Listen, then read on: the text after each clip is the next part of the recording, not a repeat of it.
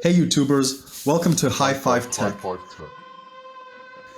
Today we'll be doing an unboxing of the HyperX FURY DDR4 3466 MHz RAM.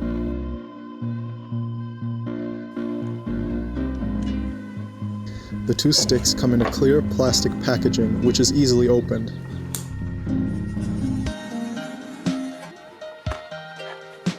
They have a nice matte black finish to them, with the FURY logo clearly visible. Also, the HyperX logo is visible on the other side.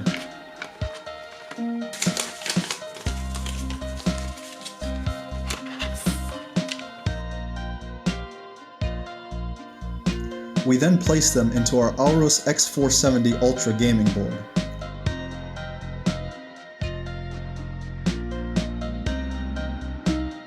Thanks everyone. Please like, comment, and subscribe to our videos. See you next time.